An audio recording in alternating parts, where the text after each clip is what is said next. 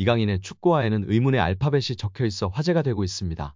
축구화뿐만 아니라 정강이 보호대, 늘 끼고 있는 반지 등에도 쓰여 있는 이 영문의 정체는 무엇일까요? 이는 이강인이 얼마나 가족을 사랑하는지 알 수 있는 의미 있는 알파벳 조합입니다. 바로 아버지, 어머니, 첫째 누나, 둘째 누나 본인 순으로 이름의 첫 알파벳 이니셜을 따온 것인데요. 매일 신고 매일 입는 축구 용품에 가족의 이니셜을 새겨 넣을 정도로 가족을 사랑한다는 것을 보여주고 있어 팬들의 관심을 받고 있습니다.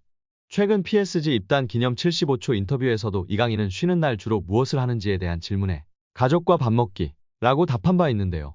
또 다른 매체 인터뷰에서도 늘 그는 가족이랑 무엇이든 같이 하는 걸 좋아한다며 가족, 축구 말곤 없다고 망설임 없이 말했었습니다. 취미 역시 부모님과 누나들이랑 시간 보내는 게 취미라면 취미 라고 답해 감동을 안겼었습니다. 스페인에서 처음으로 멀티골을 넣은 후 이강인은 매체 인터뷰를 통해 누나를 보고 한 셀레브레이션이다. 누나가 내게 매번 골을 넣으라고 하기 때문이다라며 웃으며 이야기했었는데요. 국내 예능 프로그램으로도 알려진 이강인의 누나 이정은 양은 현지서 동생을 매니저처럼 챙기는 것으로 알려졌었습니다. 이강인의 툴툴대는 것 같은 말에서도 누나를 향한 애정이 느껴졌었습니다. 또한 이강인의 정강이 보호대에는 한쪽에는 대한민국 국기, 또 다른 한쪽에는 스페인 국기와 함께 동일한 이니셜 조합 그리고 가족 사진이 새겨져 있습니다. 이강인은 2011년 10살 때 온 가족이 스페인으로 건너가 축구선수 생활을 했었습니다. 피파 규정을 지키기 위해 온 가족이 스페인으로 건너가 자신을 뒷바라지했다는 점에 가족에 대한 사랑이 무척이나 큰 것으로 알려져 있습니다. 최근 파리 생제르맹으로 이적한 이후 높은 관심을 받고 있는 이강인 선수인데요. 여기까지 온 것은 가족의 사랑과 헌신을 빼놓을 수 없다며 특집 보도한 사실이 재조명되고 있습니다.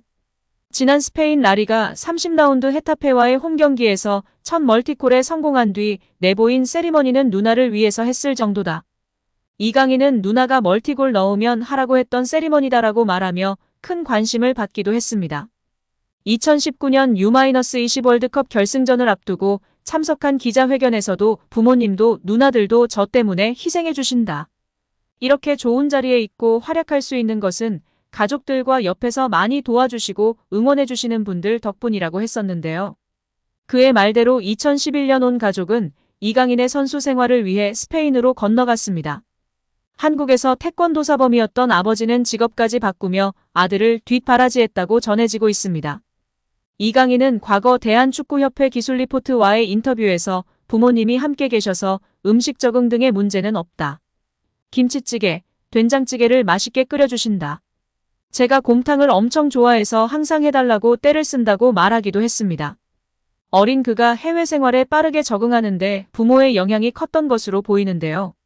특히 마라도나를 좋아하는 아버지를 따라 일찌감치 축구를 접했습니다. 걸음마를 시작하면서부터 집 마루에서 공을 차고 다녔고 아버지가 운영하는 태권도장에서 초등생 형들과 축구를 하며 어울렸다고 하납니다. 실제로 2010년에 방영된 영재의 비법 리얼스터디에서는 이강인이 태권도장에서 아빠표 체력관리 트레이닝을 받는 모습이 방영되기도 했습니다. 5세 때부터 5년 동안 매일 받았다는 트레이닝은 줄넘기 30분, 야구 30분, 태권도 1시간인데요. 아버지는 아들의 성장판을 자극하고 민첩성, 집중력을 향상시킬 수 있는 방향으로 프로그램을 구성했습니다.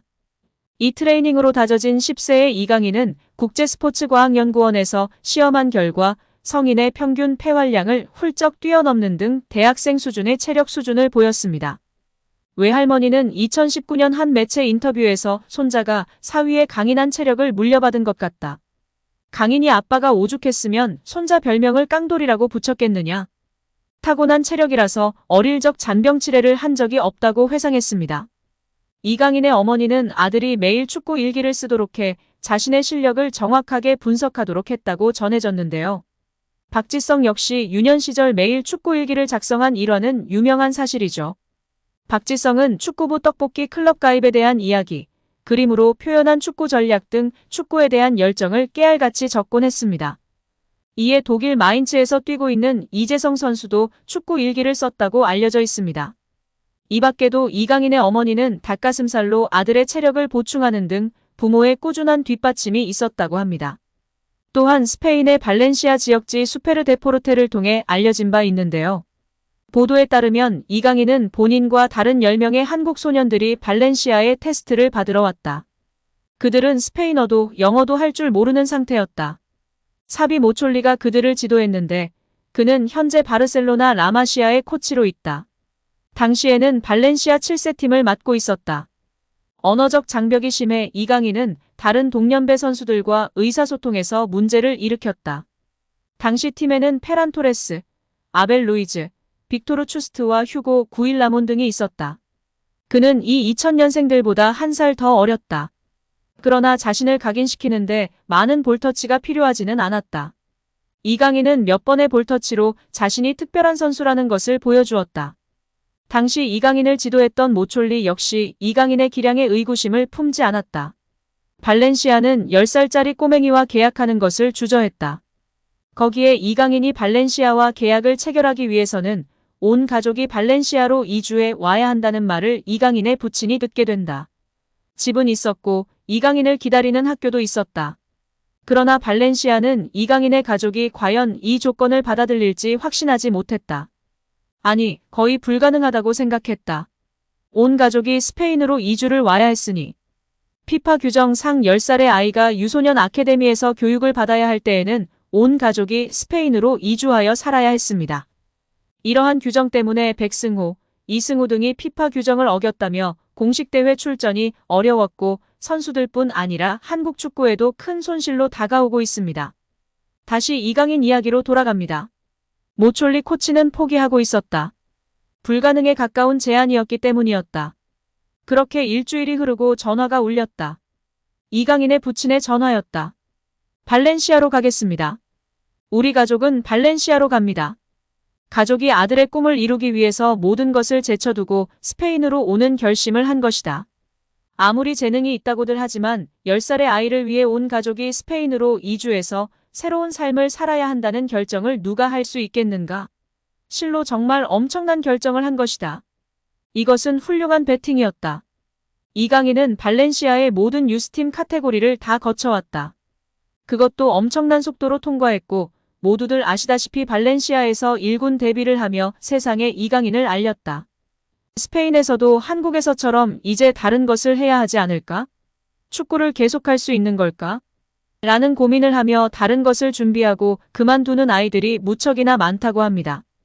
이강인 선수가 어렸을 때에도 다른 친구들은 공부나 다른 준비를 하며 축구 선수가 안 되었을 때를 대비하였다고 합니다.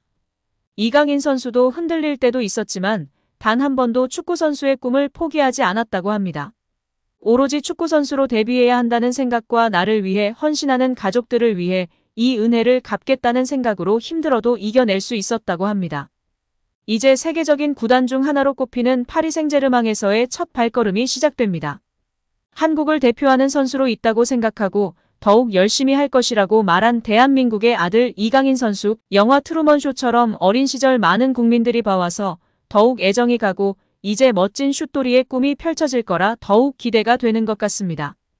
이번 시즌 부상 없이 멋진 활약 보여주시고 무엇보다도 이강인 선수가 행복한 축구를 하길 응원하겠습니다.